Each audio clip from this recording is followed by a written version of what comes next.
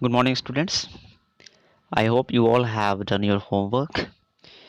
In today's videos, we will discuss the third part of the best Christmas present in the world. But before, what we have read, once again, recall.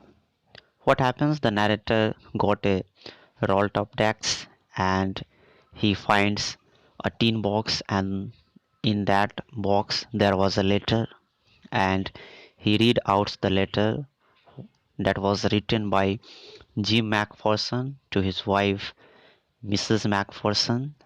In that letter, he had shared his experience once, what happened, wonderful things in his life in the battlefield.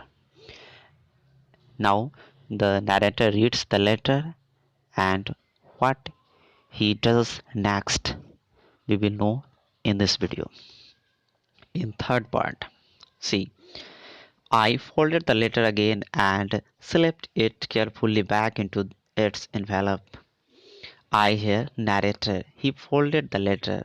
Folded means मोड़ना, यानी कि वो पत्र पढ़ने के बाद उसे मोड़कर स्वतः उसे इन्वेलप में डाल देता है. I kept awake all night. वो पूरी रात जगा रहता है. By morning, I knew what had to do. उसे पता होता है, वह सोच लेता है कि अब उसे क्या करना है अगले सुबह. I drove into ब्रिजपोर्ट, और वह ब्रिजपोर्ट के लिए निकल जाता है, क्योंकि उस लेटर में ब्रिजपोर्ट का एड्रेस होता है. Just a few miles away, और ब्रिजपोर्ट बहुत दूर नहीं था, कुछ ही माइल्स दूर था जहाँ नरेटर रहते थे.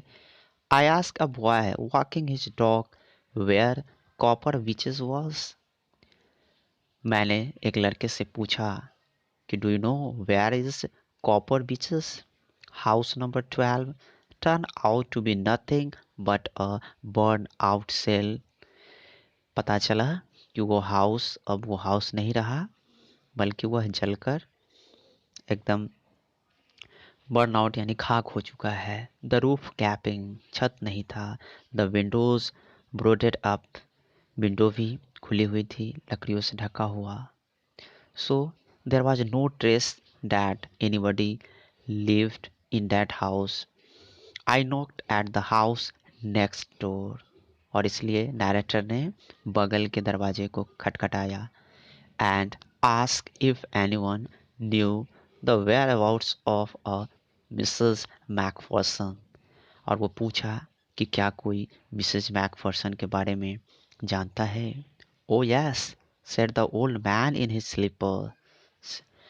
और जिस व्यक्ति से उसने पूछा, उसने कहा, हाँ, मैं उस लेडी को जानता हूँ. He knew her well. वह व्यक्ति उस लेडी को बहुत ही अच्छे से जानते थे. A lovely old lady, he told me. उसने बताया कि बहुत ही अच्छी लेडी थी. A bit muddle headed, but at her age she was entitled to be, wasn't she? उसने बताया कि वो थोड़ा कंफ्यूज थी, और it was obvious because she was 101 years old. 101 years old. She had been in the house when it caught fire. उसने फिर उस घर के बारे में बताया कि यह घर कैसे जला. उसने बताया कि जब घर में आग पकड़ी तो वो लेडी उस घर में ही थी. No one really knew how the fire had started. कोई नहीं जानता है कि आग कैसे लगी. But it could well have been kindled. लेकिन ऐसा अनुमान लगाया जाता है कि शायद यह कैंडल से लगी होगी. She used candles rather than electricity. उसने बताया कि वो लेडी शायद इलेक्ट्रिसिटी ना यूज़ करके वो कैंडल यूज़ किया करती थी. Because she always thought electricity was too expensive. क्योंकि उस लेडी को लगता था कि शायद इलेक्ट्रिसिटी का जो खर्च है वो कैंडल से कहीं ज़्यादा होगा, इसलिए वो कैंडल यूज़ किया करती थी. The fireman had got her out just in time. लेकिन ये तो संजोग था कि जब आग लगी, फायरमैन समय से आ गए और उसने उस लेडी की जान बचा ली। She was in a nursing home now, और अब वह नर्सिंग होम में रहती है। He told me Burlington House on the Dorchester Road on the other side of town. बताया कि शहर के दूसरे तरफ डॉर्चेस्टर रोड में एक बर्लिंगटन हाउस है जहां उसका केयर चल रहा है। Now do the comprehension check. Why did the author go to Bridgeport? How old was Mrs. Macpherson? Now where was she? Okay, this is for today's videos. We will meet in next video in next part. Okay, thank you.